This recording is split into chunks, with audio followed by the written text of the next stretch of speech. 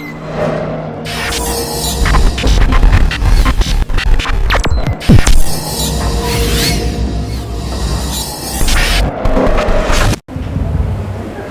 Bapak Ibu, saya mulai. Bismillahirrahmanirrahim. Assalamualaikum warahmatullahi wabarakatuh. Yang kami hormati Ketua Yayasan Ibu Penny ada? Oh, di Ratulangi ya. Bapak Ibu guru, pengawas serta Bapak-bapak, ibu-ibu, orang tua murid rahimakumullah. Kembali kita memuji dan bersyukur kepada Allah Subhanahu wa taala, di mana di pagi menjelang siang ini Allah Subhanahu wa taala masih memberikan kepada kita limpahan nikmat-Nya, di antaranya berupa nikmat kesehatan, kekuatan serta kesempatan untuk kita dapat bersama-sama hadir di sekolah kita ini dalam rangka pertemuan orang tua murid, sekaligus dilanjutkan dengan kegiatan seminar parenting. Mudah-mudahan kebersamaan kita ini dapat bernilai pahala di sisi Allah Subhanahu wa taala, dan apa-apa yang kita dapatkan dari pertemuan ini mudah-mudahan bisa bermanfaat. Sebesar-besarnya adalah untuk diri pribadi kita dan untuk kemaslahatan kaum muslimin. Bapak Ibu hadirin yang sangat berbahagia, tema yang insya Allah kami akan bawakan sekaligus menjadi bahagian daripada kegiatan kita ini adalah bagaimana kita membangun kolaborasi dalam menanamkan karakter yang baik pada diri anak-anak kita sehingga menjadi generasi-generasi terbaik. Bapak Ibu hadirin yang sangat berbahagia, tentunya kita sebagai orang tua sangat mendambakan anak-anak kita menjadi anak-anak yang soleh dan solehah. Selain cerdas, terampil, juga taat ibadah kepada Allah, sembari dihiasi dirinya itu dengan akhlak yang mulia. Tidak ada orang tua yang tidak menginginkan anaknya semacam demikian. Pasti semuanya menginginkan anak-anak mereka itu menjadi anak-anak yang terbaik. Kenapa demikian Bapak Ibu sekalian? Karena anak-anak kita ini adalah merupakan generasi masa depan. Tidak lama kita hidup di dunia ini, yang akan melanjutkan keturunan kita adalah anak-anak kita. Maka kalau anak-anak kita karakternya sejak dini tidak bagus, tidak baik, tidak mandiri, tidak disiplin, tidak jujur, ya, tidak bertanggung jawab, tidak amanah, malas sholat, ya, kutu, apalagi nih, maka bagaimana nasibnya anak-anak kita ke depan? Dan ini semuanya tergantung daripada kita orang tua. Sebab anak-anak itu Bapak Ibu sekalian, waktu mereka lahir, mereka itu tidak tahu apa-apa. Allah Subhanahu wa taala berfirman, "Wallahu akhrajakum min butuni ummahatikum la ta'lamuna syai'a wa ja'ala lakumus sam'a wal absara wal af'idah la'allakum tashkurun." Dialah Allah yang telah mengeluarkan masing-masing kita daripada perut ibu kita dengan tidak mengerti apa-apa, tidak tahu apa-apa. La ta'lamuna syai'a, tidak tahu apa-apa.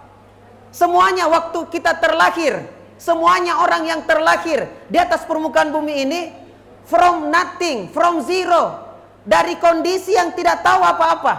Seperti kertas putih, kullu mauludin yuladu alal fitrah. Setiap anak dilahirkan dalam keadaan fitrah, dalam keadaan suci bersih, dalam kondisi tidak tahu apa-apa. Kemudian Allah memberikan 3 nikmat. Apa itu?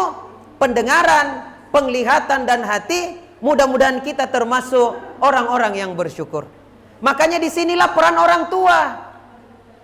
Jadi baik buruknya anak tersebut tergantung dari orang tua. Termasuk kalau di sekolah tergantung daripada pendidiknya. Kullu mauludin yuladu alal fitrah fa abawahu yukhawidani au yunassirani au yumajjisan. Setiap anak dilahirkan dalam keadaan fitrah. Orang tuanya lah yang boleh jadi menjadikan anak itu menjadi Yahudi, Majusi, atau Nasrani. Pertanda apa? Cetak biru anak tersebut tergantung daripada orang tuanya, tergantung daripada pendidiknya, tergantung daripada lingkungannya. Karena ini 3 yang sangat mempengaruhi anak-anak kita. Orang tua, pendidik, dengan lingkungan. Makanya Bapak Ibu sekalian, marilah kita mengarahkan anak kita supaya berkarakter yang unggul. Tergantung dari kita. Semisal mandiri.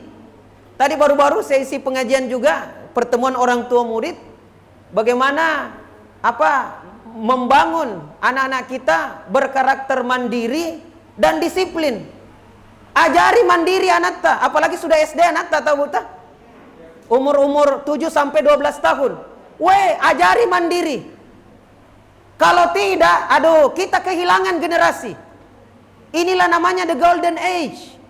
Usia keemasan, kesempatan kita didik anak kita mandiri. Ada yang mengatakan, jadikan anakmu seperti raja 7 tahun pertama. Tapi 7 tahun kedua, jadikan anakmu itu, ya, atau didiklah anak 7 tahun pertama, jadikan anakmu seperti raja. 7 tahun kedua, jadikan anakmu itu seperti tawanan katanya. Dan 7 tahun ketiga, jadikan anakmu itu seperti teman dan sahabat. Itu fasenya. 7 tahun pertama, jadikan anak kita seperti raja. Raja betul, Bu. Anak-anak yang masih kecil seperti raja. Bahkan di atasnya raja. Mau makan, diambilkan, disuapi. Mana ada raja begitu? Mau buang air besar, buang air kecil. Bukan hanya kita temani, kita ceboki. Ada raja diceboki, Bu. Biar anak sultan. Mau tidur, gendong. Bangun tidur, gendong. Seperti raja. Tapi itu hanya berlaku 7 tahun pertama. 7 tahun kedua, jangan lanjutkan. Kapan kita lanjutkan? Celaka anak-anak kita. Celaka Bapak Ibu sekalian. 7 tahun kedua, artinya usia 7 tahun sampai dengan 12 tahun, 13 tahun, jadikan anak kita seperti tawanan. Bagaimana tawanan itu, tahanan itu? Harus disiplin. Disiplin makannya, disiplin bangunnya. Disiplin, serba disiplin. Maka ajar anak kita mandiri di usia itu. Mau makan, ambilkan. Besar mau kau itu nak kelas 1 mau kau lagi. Masa diambilkan? Sudah diambil nasi, dia bilang suapin. Berkumis mau kau itu nak. Masa tidak malu-malu kok? Ya, ayo nak makan sendiri nak. Ambil piring sendiri. Ajarkan mandiri. Mau buang air kecil, temani. Besar mau kau nak, sudah mau kau lagi, hampir mau kau disunat lagi. Bikin takut-takut. Ya, cebokin. Aduh nak, bau sekali mina. Dulu waktu kau masih bayi nak, masih harum anumu, harum. Bau Johnson & Johnson. Sekarang bau bangkai. Anu mina. Saya ajar kau nak begini caranya. Pakai tangan kiri nak, kasih begini modelnya. Ajari. Mandiri. Mau tidur, gendong. Lebih berat mau kena daripada mama. Mestinya kau yang gendong mama nak. Biarkan dia mandiri. Coba bayangkan kalau makan disuapi di usia ini. Tidur digendong. Akhirnya anak-anak tidak mandiri. Bahkan kita suruh sekolah maka terus nak. Apalagi kalau anak perempuan.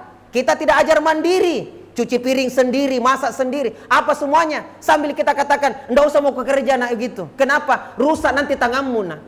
Jangan mau memasak nak. Kenapa? Jangan sampai hitam nanti pipimu nak. Nak cantik mau kok. Skincaremu bagaimana nak? Sekolah mau kok nak tinggi-tinggi. S1, S2, S3. Bahkan kalau lanjut pendidikan ke Jawa, saya akan utus khusus asisten rumah tangga. Kau khususnya belajar saja nak. Tuntut ilmu nak tinggi-tinggi. Adapun urusan-urusan keseharian biar asisten rumah tangga. Apa yang terjadi Bapak Ibu sekalian? Dokter anak kita hebat, tapi anak kita ini semakin tumbuh dewasa. Dia harus menikah. Setelah menikah dia berkeluarga. Apa jadinya kalau anak kita pintar, cerdas, namun tidak mandiri. Yang dia bisa tahu masak cuma Indomie dengan telur, dengan masak air. Ada ibu-ibu di sini hanya tahu itu, Bu. Ya. Waktu dilamar dengan calon suami, dia bilang begini, tidak tahukah itu memasak? Tidak tahukah juga mencuci? Apalagi menjahit? Tidak tahukah? Berhenti kau jadi perempuan. Mau jadi istri begitu modelmu. Waktu sudah menikah masih indah, Indomie campur telur, Bu, malam pertama. Bulan madu, kenapa? Tai kucing pun serasa coklat hari itu. Karena masih bulan madu. Tapi kalau 2 bulan Indomie campur telur terus, lama-lama suaminya curiga, istriku, sebelum saya menikah dengan kamu lurus rambutku. Saya curiga 6 bulan sama-sama ke ini, bisa keriting saya punya rambut ini. Salahkah anak itu? Salahkah anak itu? Tidak. Boleh jadi bukan anak itu yang salah. Siapa yang salah? Orang tua. Makanya dalam doa kita salah satunya adalah wa aslih li fi zurriyati. Ya Allah, berikanlah kebaikan kepadaku dan alirkan pula kebaikan itu kepada anak cucuku. Kalaulah hari ini kita bisa gembira, bahagia, berkeluarga, berumah tangga karena ibu mampu menyediakan semuanya untuk suaminya, maka bagaimana juga kebaikan itu kita alirkan kepada anak-anak kita. Ini kemandirian, jadi mandiri. Akhirnya anak-anak bisa kerja, tapi hati-hati Pak kalau istri tak mandiri, bahaya juga. Makanya ibu-ibu, bapak-bapak, sisakan sedikit ketidakmandirian istri. Misalnya, suamiku angkat galon Pak, angkat Ki. Walaupun istri kita bisa angkat galon, angkat Ki Pak. Supaya ada yang dirindukan istri. Suamiku habis gas, pasang Ki, pasang, biar meledak, enggak apa-apa. Ini juga istri nih, ya. Memangnya kalau dia bilang takut Kak meledak, memangnya kalau suami pasang tidak meledak juga. Tapi pasang Ki, pasang. Genteng bocor, naik Ki, pasang, perbaiki genteng. Jangan jadikan istri kita mandiri, bahaya. Kalau istri kita mandiri, dia bisa angkat galon sendiri, pasang gas sendiri, perbaiki plafon sendiri, pasang atap sendiri. Kalau Anda bertengkar, nak tinggalkan Ki, sambil mengatakan, laki-laki apa ini? Tidak ada buah-buahan, tidak ada fungsinya di rumah, tidak ada. Hanya tinggal tidur bangun, modal celana kolor saja datang. Hati-hati Ki. Makanya kalau istri minta, langsung laksanakan. Bukan beliau tidak mampu, tetapi beliau menyediakan sedikit untuk suaminya. Bapak Ibu hadirin yang sama berbahagia, bukan itu yang kita bahas.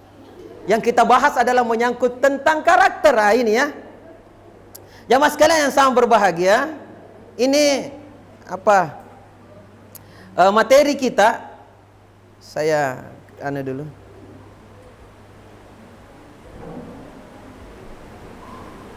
Ya. Ini ya. Bagaimana keutamaan karakter, bagaimana membangun karakter, tanggung jawab siapakah itu? Karena kita bicara tentang kolaborasi. Bahasa politiknya itu kolaborasi, Ustaz. Bahasa pendidikan juga kolaborasi. Bahasa agamanya ta'awun, saling tolong menolong. Ya. Kemudian apalagi kapan harus dimulai yang namanya karakter ini, dan bagaimana agar bisa berhasil membangun karakter agar supaya anak kita menjadi generasi yang unggul. Jamaah sekalian yang sangat berbahagia, ingatlah bahwa karakter positif itu bersifat universal. Ayo silakan Ustazah, lanjut sampai terakhir. Bersifat universal, dimanapun dibutuhkan karakter yang unggul. Contoh, disiplin. Dimanapun anak kita berada pasti membutuhkan disiplin. Kalau anak kita ingin sukses, disiplin kunci utama. Cukup itu Ustaz? Tidak. Mandiri. Cukup itu Ustaz? Tidak. Jujur, amanah, tanggung jawab, mudah bekerja sama, dan lain sebagainya. Sifatnya universal. Makanya penting kita tanamkan sejak dini, mumpung dia masih ikut kepada kita. Makanya Rasulullah mengatakan, adibu auladakum, Ajari anakmu sholat di saat dia usia 7 tahun. 10 tahun tidak sholat, pukul dia. Dalam artian apa? Anak-anak masih mengikut orang tuanya. Maka penting untuk kita memberikan pendidikan yang terbaik kepadanya. Sifatnya universal, mencakup cara pandang, berfikir, bersikap, dan bertingkah laku. Demikian pula hasil dari pembiasaan. Bahwa karakter-karakter yang baik itu habitual, harus dibiasakan. Jadi selain dicontohkan oleh orang tua, karena anak mudah belajar dari apa yang dia dengarkan, mudah mencontoh dari apa yang dia lihat, dan mudah memilah dari apa yang dia rasakan. Maka berikanlah contoh teladan yang terbaik. Apakah cukup sampai di situ? Tidak. Selain kita memberikan contoh, maka butuh yang namanya pembiasaan. Nah, inilah yang banyak bermasalah sekarang di rumah-rumah kita, di sekolah. Karena anak-anak kita tidak biasakan. Karena kita memang tidak mau ajar anak kita mandiri. Baru kesian pegang sapu, langsung kita bilang, sudah misalnya, tidak tahu menyapu ini. Kotor, tambah kotor, bukan tambah bersih. Namanya anak-anak. Kenapa kita langsung ambil alih itu pekerjaan? Langsung anak bilang, baik pernah, dari tadi saya mau main game, dipaksa menyapu. Kita menyapu baru sedikit, dimarah-marahin maki. Akhirnya anak-anak tidak tahu bagaimana caranya menyapu. Baru kalau mau cuci piring, baru bunyi sedikit, sudah pecah-pecah nanti piring semuanya. Berapa lu semi pecah piring gara-gara kau? Padahal tidak ada yang pecah. Akhirnya anak-anak tidak bisa mandiri, kesian, tidak bisa bertanggung jawab. Takut melakukan sesuatu. Baru memanjat pohon, wih nak, jangan kau nak. Patah 7 kau nanti nak. Anak-anak bilang, deh, belum pakai naik, patah 7 memang. Baru mau kesian pasang colokan, dicolokan. Apa namanya bu? Apa namanya tuh? Apa kalau habis menunya? Bukan habis kuotanya, habis baterainya. Charger. Baru mau pasang di listrik. Weh, jangan kau nak. Berdiri nanti rambutmu nak. Weh. Jadi anak-anak dibilang, apa JPN saya bisa? Padahal kan dia butuh latihan, dia butuh pembiasaan. Namanya orang belajar dari tidak tahu menjadi tahu. Dari salah menjadi benar. Begitu modelnya. Dan dia bisa belajar dari kesalahan. Di sekolah SMA baru pegang gelas Erlenmeyer, langsung guru bilang, jangan kau pegang, nanti pecah. Jadi anak-anak sejak dini tidak bisa mandiri. Makanya anak-anak Indonesia paling kurang penelitiannya. Beda dengan anak luar negeri, banyak meneliti. Kita kenapa? Karena penuh dengan ketakutan. Jangan sampai salah, jangan sampai salah. Karena selalu muncul trauma di benaknya. Dimarahi kak nanti. Apalagi dapat guru. Naina kerja nomor 1, awas kalau salah. Anak-anak bilang, belum pakai naik sudah salah. Dah. Jadi, ya Allah ya Rabbi, Bapak Ibu hadirin yang sangat berbahagia, sekali lagi, semuanya adalah butuh pembiasaan dan kerelaan kita. Bagaimana membiasakan anak kita dengan pendidikan yang terbaik. Kemudian yang berikutnya, perlu dikenalkan, dilatihkan, dibiasakan. Makanya orang tua perlu menjadi coach di rumah. Jangan hanya pemain tinju saja. Jangan hanya pemain bulu tangkis saja. Terkadang kita heran, biasa nonton bulu tangkis bu. Yang baru-baru ini Japan Open itu, yang tidak ada Indonesia masuk semifinal bu ya. Terkadang kita heran, wih ada pelatihnya. Mungkin kita bilang lebih hebat mungkin pelatihnya daripada yang main. Padahal kalau pelatih main, hai kodong, terkadang kalah, ya karena sudah tua nih. Tetapi kenapa butuh pelatih? Padahal sudah hebat, sudah pro, sudah profesional. Karena setiap orang butuh coach jamaah sekalian. Maka bersyukurlah kalau anak-anak punya coach di rumah, bapak dan ibunya bisa dilatihkan, bisa dikenalkan, bisa dibiasakan. Bapak Ibu hadirin yang sangat berbahagia. Kemudian membutuhkan waktu yang panjang untuk tertanamnya kepada anak karakter-karakter yang baik itu. Butuh waktu yang panjang. Tidak simsalabim abrakadabra. Bukan kita ini pesulap merah jamaah sekalian. Ya. Kemudian yang berikutnya, ayo silakan Ustazah. 2 faktor yang membentuk karakter anak. Yang pertama adalah pembawaan sifat fitrah dari sononya, itu 20%. Tapi saya kadang bilang 100% dari sononya. Anak-anak sebenarnya bagus semuanya. Cuma pada saat terlahir, inilah yang banyak jadi masalah. Ya, sifat anak itu berbeda-beda satu dengan yang lain. 80%-nya itu dari lingkungan. Jadi anak-anak yang baik, yang fitrah ini, yang bagus ini, terkadang dirusak oleh lingkungan. Lingkungan apa itu? Lingkungan keluarga, lingkungan sekolah, pergaulan, termasuk media, dan juga organisasi. Ini yang terkadang dapat membentuk karakter anak-anak kita. Di rumah, keluarga, termasuk kakak, adik, ayah, ibu, tante, ponakan, dan lain sebagainya. Itu sangat mempengaruhi. Kemudian sekolah. Makanya pilihkan ke sekolah yang baik anak-anak tak. Karena boleh jadi, bisa jadi bagus anak tak, bisa juga jadi rusak anak tak. Dan saya hari ini heran, kenapa sampai orang-orang tua hari ini lebih suka memasukkan anaknya ke sekolah Islam terpadu semacam Al-Fatih ini daripada masukkan anaknya di sekolah-sekolah umum. Betul atau tidak ini, Bu? Hah? Ibu rumahnya di mana, Bu? Rumah tak, Bu? Hah? Veterani, Bu, ya? Berapa puluh sekolah nalewati anak tak, Bu? Untuk sampai ke sini. Kenapa ibu pasang kasih masuk anak di sini, Bu? Nah, ada sekolah dekat sana. Ada banyak, Bu, ya, sekolah, ya? Ada banyak. Padahal waktu kita antar anak tapi ke sini mendaftar, Bu, itu anak selalu lihat ke samping. Kita bilang, luruskan pandanganmu ke depan, nak. Jangan kau terpengaruh. Tapi temanku di samping, Mak. Sekolah di situ, jangan, Mak, kok. Nggak baik itu, nggak baik. Al-Fatih bagus, Al-Fatih. Kenapa kira-kira, Bu? Kan begitu. Bahkan ada di Jawa, Bu. Saya terkaget-kaget. Penerimaan siswa baru tahun ajaran 2022-2023, satu siswanya, si bere jamaah sekalian, Sici, satu, deh, di kelas satu siswa, padahal banyaknya kelas. Sementara di sekolah Islam terpadu menolak siswa, anakku saja ditolak. Menolak siswa, uang masuknya tinggi, bulan-bulannya tinggi, antar jemput lagi, Bu. Sementara ada sekolah di samping rumah tidak diantar jemput, gratis. Kenapa kita paksa anak tak ke sini? Apakah karena keilmuannya? Bukan. Karena apanya? Yang kita buru adalah ibadahnya, akhlaknya, adabnya, ya. Kemudian karakter yang unggulnya. Adapun kecerdasan, kemandirian, dan lain sebagainya, insya Allah akan dibangun itu.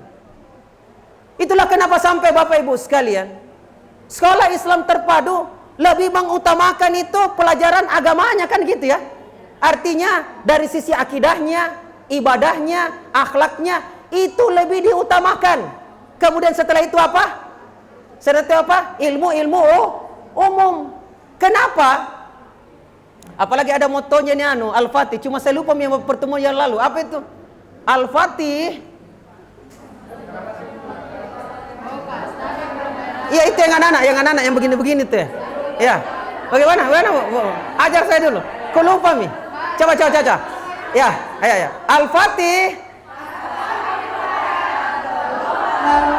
Dalam kebaikan masuk surga, Allahu Akbar. Bukan itu. Bukan itu, Ustaz. Yang unggul itu apa? Membentuk generasi unggul berkarakter. Oh, ini iya. Unggul, berkarakter, dan Qurani. Ini, Bu. Unggul, berkarakter, Qurani. Ada lagi, saya mau, Ustaz, memang betul ada lagi. Kayaknya bukan ini.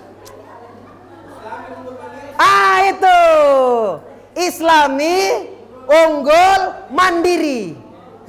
Ini 3. Islami, unggul, mandiri.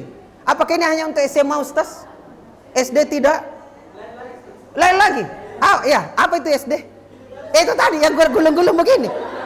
Hah? Yang gulung-gulung begini tuh. Allahu Akbar. Bapak Ibu. Panjangnya lagi. Bapak Ibu sekalian, ketahuilah pendidikan agama yang diajarkan guru kita di sekolah, di masjid, di masyarakat, itu terpakai sampai kita mati. Semuanya.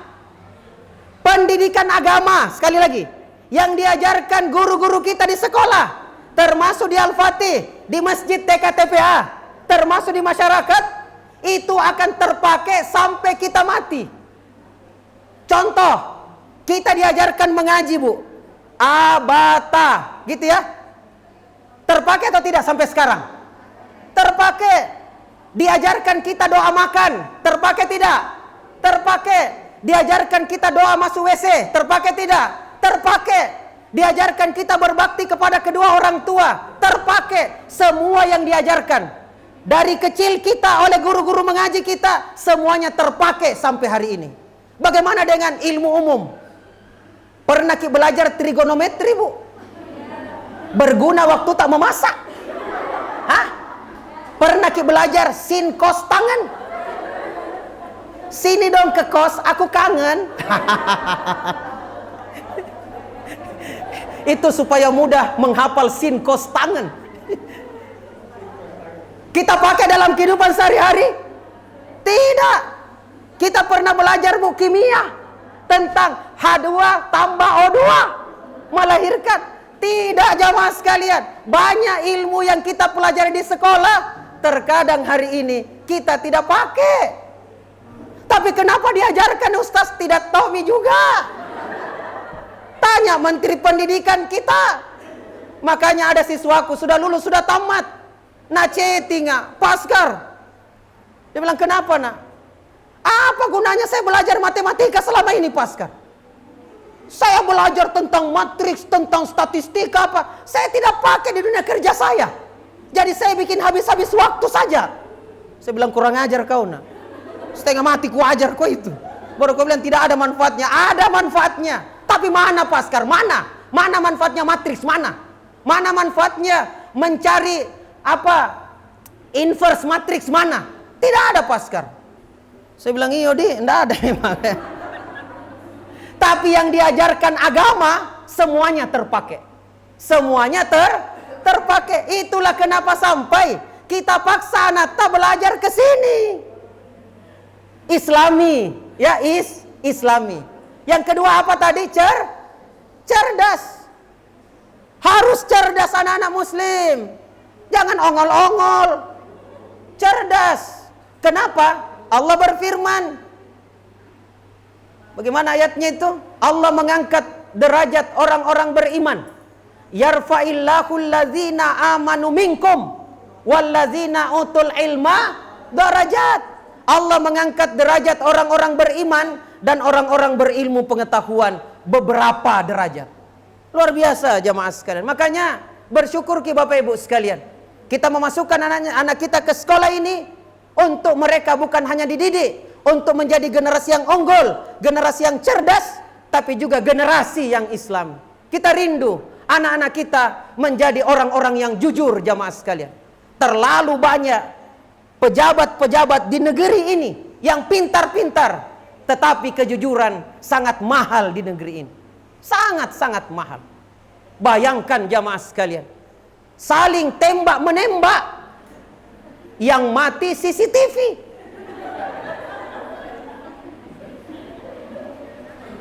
Matinya bukan karena tembakan, karena apa?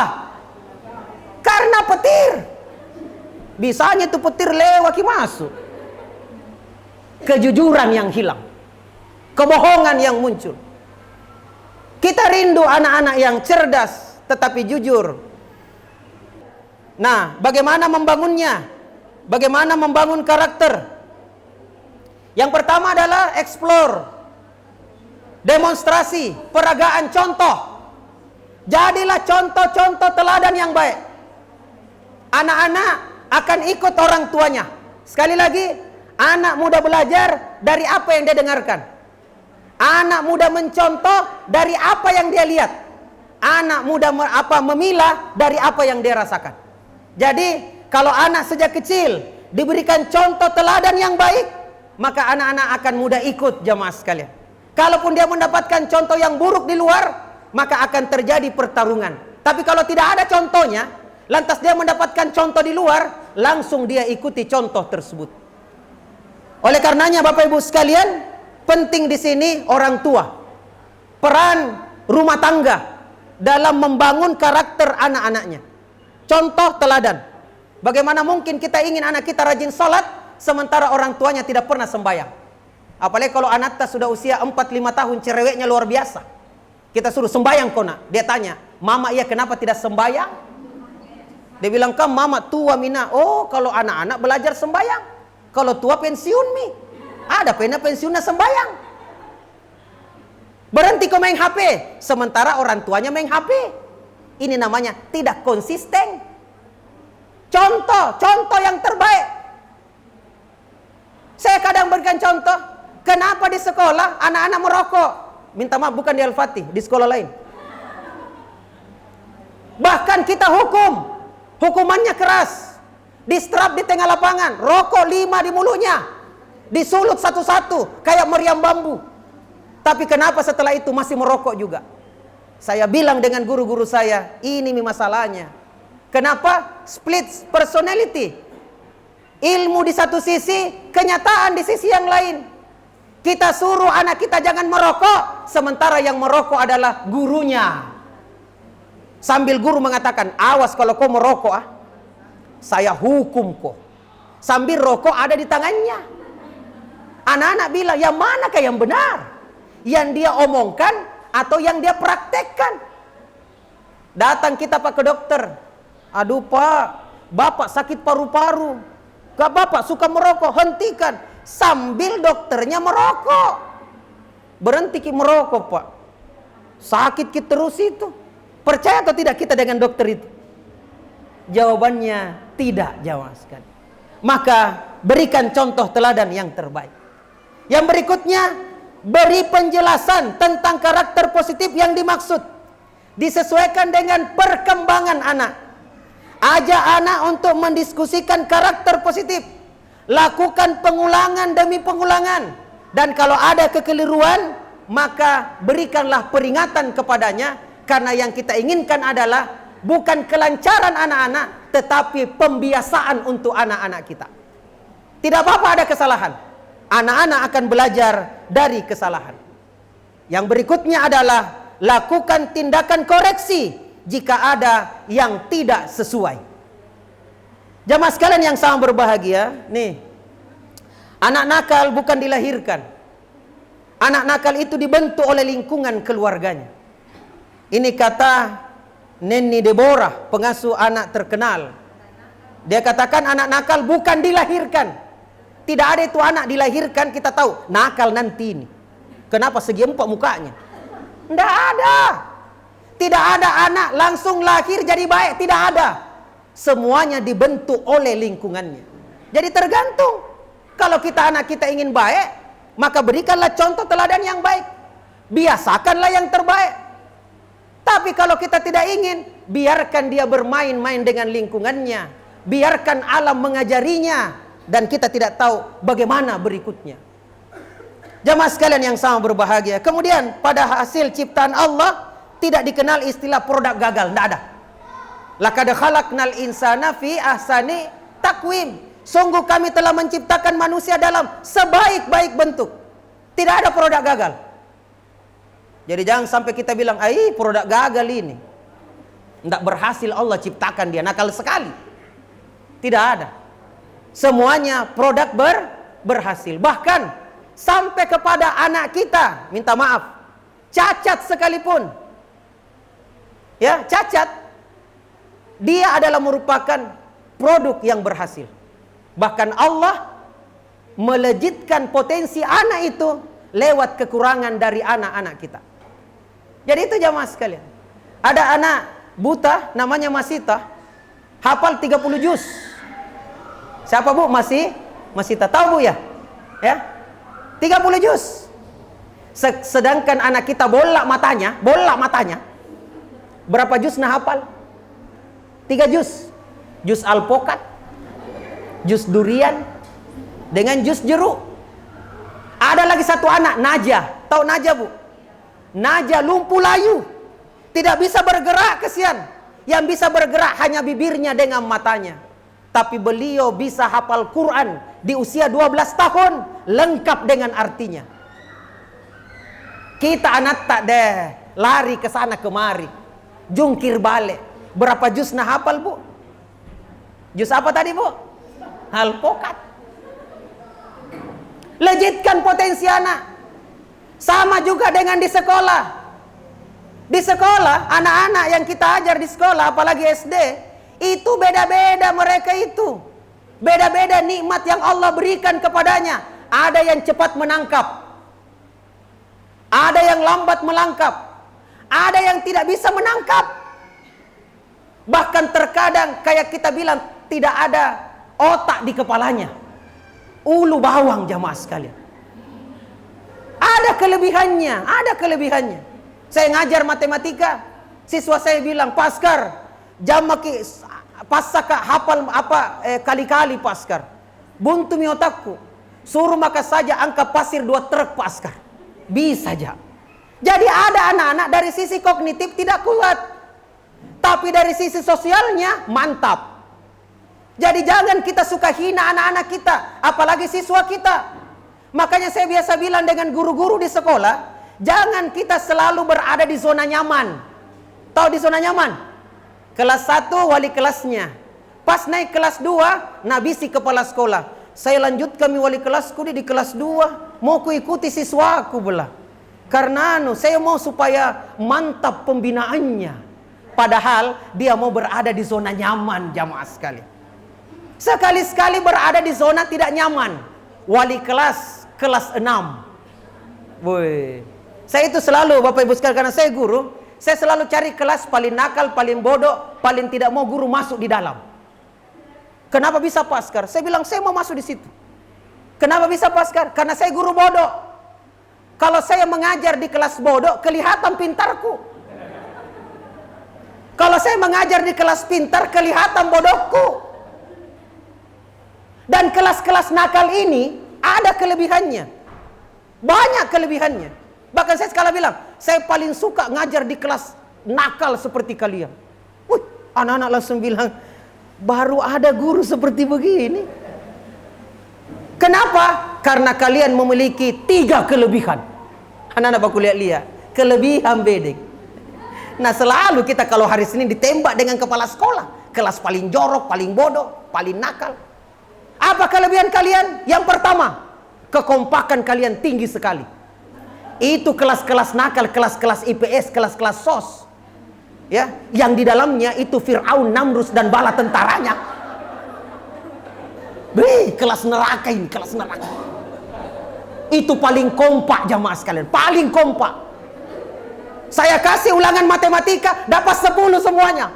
Saya bilang kurang ajar. Nah, saya sudah awasi pokoknya baik. Kenapa bisa? Kekompakan mereka tinggi sekali. Kelas pintar, nafsi-nafsi sendiri-sendiri. Tidak ada kompaknya. Makanya kelas nakal, sampai reuni 20 tahun ke depan, masih kompak mereka. Betul atau tidak ini, Bu? Masih kompak. Saya reuni 30 tahun SMA 2, reuni. Masih kompak anak-anak SOS. Masih kompak. Sementara anak-anak FIS, tak bentang kemana-mana. Jadi kekompakan tinggi.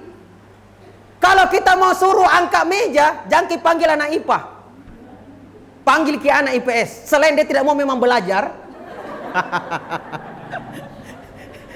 Kompak jamaah sekalian. Kalau berkelahi, anak-anak beginilah yang maju ke depan. Walaupun mereka selalu dihinakan di kelas. Tapi ada juga manfaatnya kalau berkelahi. Yang kedua, kelebihannya apa? Kalau anak-anak kelas pintar, tamat SMA, SMK, ijazahnya bagus. Matematika 10, fisika 10, bahasa Inggris 10. Tapi kalian, nak, ku tahu ji nilaimu nak kalau tamat kau nanti. Ku tahu ji.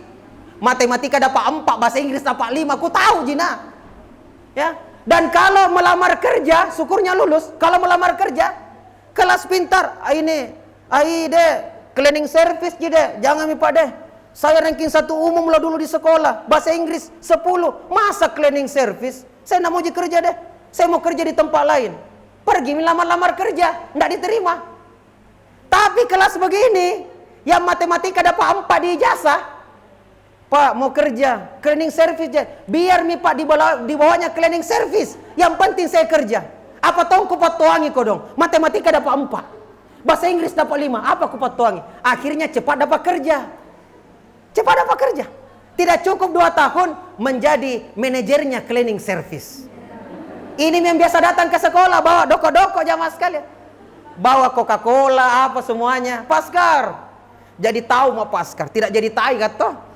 Ini jamaah sekalian. Saya bilang luar biasa anak-anak ini. Ya. Pernah Bu di salah satu daerah saya ceramah, tersinggung anggota dewan. Saya bilang apa? Teman-teman yang pintar-pintar di kampus, di sekolah, waktu kuliah, IP-nya tinggi, rata-rata jadi PNS. Tapi teman-teman yang rendah nilainya di kampus, rata-rata jadi anggota dewan. Kalau tidak percaya, cek di lapangan. Karena kalau mereka pintar, pasti jadi PNS. Saya ketemu teman, anggota dewan kok, iya. Nah 3 kali kok tinggal kelas waktu SD. Dia bilang, saya tidak seperti yang dulu lagi Pak Askar. Saya bilang, mantap. Ingat, tidak ada produk gagal. Pasti ada kelebihannya. Lanjut lagi Bapak Ibu sekalian. Tanggung jawab siapa? Disinilah kita berkolaborasi. Tanggung jawab orang tua, tanggung jawab guru atau pihak sekolah, dan tanggung jawab masyarakat dan pemerintah. Nah, kemudian yang berikutnya, tugas, ya, ini 3 unsur mutlak dalam pendidikan karakter. Ada 3 sini. Ya, knowing the good, anak tidak hanya mengetahui tentang hal-hal yang baik, tetapi mereka juga memahami perlunya melakukan hal-hal yang baik itu. Membangkitkan rasa cinta anak untuk melakukan hal-hal yang baik. Anak dilatih dan dibiasakan untuk berbuat yang mulia. Nah itu 3 unsur mutlak dalam pendidikan karakter, kata Ibu Ratna Megawangi. Nah, when to start? Kapan dimulai? Lebih awal lebih bagus. Ya, lebih awal lebih baik. Dan lebih mudah kita membangun karakter anak-anak kita, membentuk karakter anak-anak kita. Lanjut Ustazah. Nih. Sejak kecil, sejak dini kita ajari dia. Nah, kemudian yang berikutnya ini karakter-karakter yang unggul ada 15. Saya tuliskan di di buku ada 18, bahkan sekarang kurikulum Merdeka Kurma itu ada berapa? 6 Ustaz ya? Apa 6 itu? 6 apa? Apa Ustazah? 6 apa? Profil pelajar Pancasila. 6 profil pelajar Pancasila. Itu diperas dari 18 kemudian diperas sampai sekarang menjadi 6. Nah, Bapak Ibu sekalian, ini terakhir ini, silakan Ustazah. Lanjut lagi 1 kali lagi. Nah, ini kunci keberhasilan dalam membangun karakter. Perhatikan dengan baik Bapak Ibu, ini terakhir ya dari rangkaian materi saya. Ada 5 hal yang penting kita perhatikan. Yang pertama adalah clear vision. Yang kedua komitmen. Yang ketiga konsistensi. Yang keempat passion. Dan yang kelima adalah good deeds. Sekarang yang pertama, clear vision. Kalau kita mau membangun karakter unggul anak-anak kita, harus memiliki tujuan yang jelas. Tujuan yang jelas. Silakan Ustazah. Ya. Apa tujuan yang jelas itu? Apa yang kita harapkan? Kita ingin anak kita jujur. Kita ingin anak kita mandiri. Kita ingin anak kita bertanggung jawab. Apa yang ingin diraih dalam mendidik anak itu? Harus jelas. Sama juga dengan di sekolah. Apa yang kita inginkan bagi anak-anak kita setelah tamat dari sekolah ini? Nilai apa yang ingin ditanamkan pada diri anak? Pelan-pelan, satu dulu. Misalnya Karena dia usia 7 tahun, kita ingin tanamkan kemandirian. Ajari mandiri. Kita ingin tanamkan nilai kejujuran. Ajari kejujuran. Dan seterusnya. Yang berikutnya, kesamaan tujuan antara orang tua. Kesamaan tujuan. Bapak, mama sama tujuannya. Jangan beda. Orang tua ajar anaknya mandiri. Ayo nih, cuci pakaianmu. Mamanya bilang, jangan kau tahu, masih kecil. Masa kita paksa mencuci? Ini yang masalah. Akhirnya anak-anak bilang, weh, ada pahlawan kebenaran. Ya, tidak mandiri mi anak-anak. Kenapa begitu? Terkadang kita membimbing anak-anak kita berdasarkan pengalaman kita diasuh oleh orang tua kita. Ini yang biasa bikin berkelahi orang tua di rumah. Contoh, bapaknya, anak-anak. Makanya penting kita tahu karakter orang tua suami kita. Penting kita tahu karakter istri kita. Bagaimana pengalaman dididiknya oleh orang tuanya. Supaya apa? Klop tujuan pembinaan anak. Contoh begini, Bu. Suami sekes sekali. Kasih anak-anak 5.000. 5.000 mau. Uang jajannya. Dia bilang jangan kita 15.000. Dia nanti 5.000. Saya dulu waktu sekolah tidak pakai uang jajan. Saya disuruh orang tua pergi ke sekolah 7 kilo jalan kaki. Tidak ada uang jajan. Syukur itu 5.000. Istrinya bilang, kita tahu dulu. Sekarang beda. Apa beda guna-gunanya itu kita kerja dapat gaji banyak? Bukankah untuk anak-anak tak semuanya? Sini mau kau nak. Memang itu bapakmu sekes sekali. Mama saja jijatan tiap hari. Sini mau kau nak. Ku tambahi kau. Ini yang merusak anak-anak kita.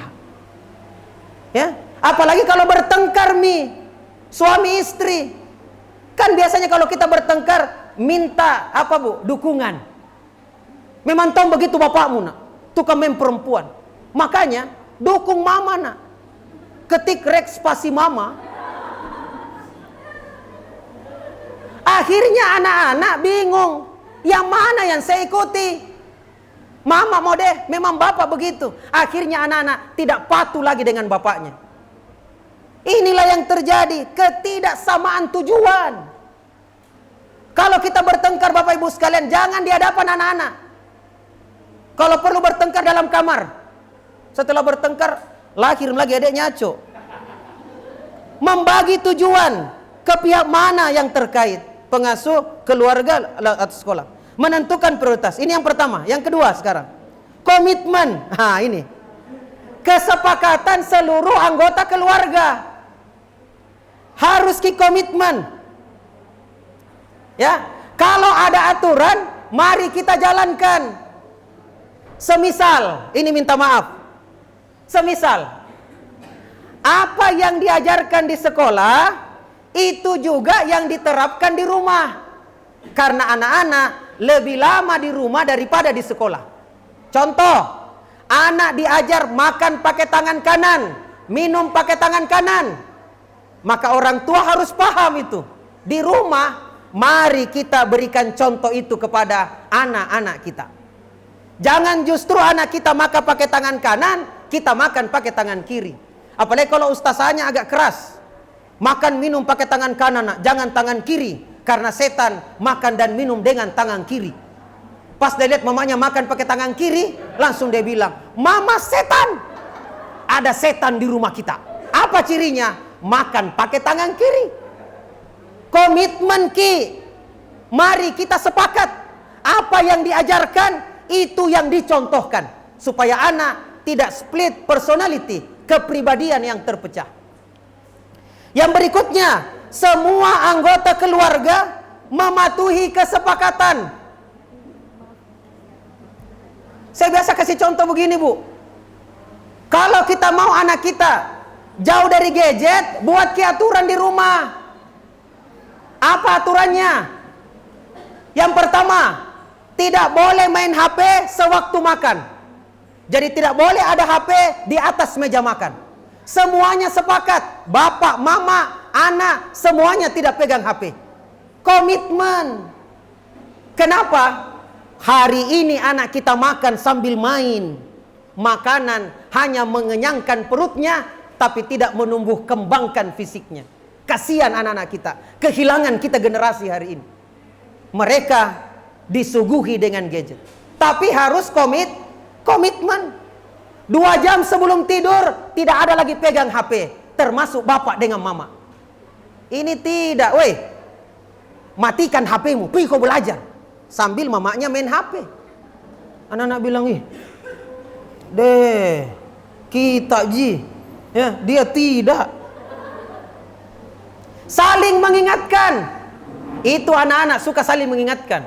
Kalau kakaknya bermasalah langsung berteriak, "Ma, kakak pegang HP sambil makan." Karena dia senang kakaknya dimarahi oleh mamanya. Senang kalau diintimidasi kakaknya, jamaah sekali. Apalagi rayakan keberhasilan, berikan pengakuan. Bagus nak, excellent, perfect. Gitu. Kemudian yang ketiga, konsisten. Sesuai dengan komitmen. Kalau kita sudah komitmen, kita konsisten. Jangan dilanggar. Kecuali dalam kondisi-kondisi tertentu. Selain konsisten, harus sabar. Kesabaran dan ketangguhan. Kenapa? Rupanya membangun karakter anak itu tidak mudah, jamaah sekalian. Butuh proses yang begitu panjang. Ya, proses berpikir anak beda dengan orang dewasa. Nah, kemudian setiap tahap perkembangan, ya, itu membutuhkan perhatian. Nah, kemudian perbuatan yang baik yang dilakukan menjadi contoh nyata untuk anak kita. Jadi kasih contoh teladan yang baik. Jamaah sekalian, dan paling terakhir sekali, silakan Ustazah, kedua dari terakhir slide-nya. Satu lagi, yang satunya lagi. Nah ini yang terakhir Bapak Ibu sekalian, ada catatan sendiri bahwa pembentukan karakter adalah proses yang panjang. Tidak semudah membalikkan telapak tangan. Maka butuh kesabaran, kesungguhan, keteguhan dari kita sebagai orang tua. Dan tidak ada resep yang manjur, ya, kecuali kita memberikan contoh teladan yang terbaik, memberikan pembiasaan yang terbaik, ditambah dengan kesabaran yang kita berikan kepada mereka. Dan terus belajar, mencoba, dan berbuat baik untuk generasi kita. Mungkin inilah Bapak Ibu sekalian hal-hal yang penting saya sampaikan di kesempatan pertemuan ini. Mudah-mudahan ada manfaatnya, dan mudah-mudahan Allah Subhanahu wa taala memudahkan kita di dalam kebaikan.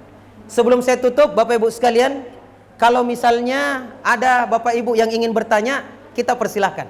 Masih ada waktu sekitar 5-6 menit. Silahkan kalau ada yang mau bertanya. Ya. Baik, Ayah Bunda.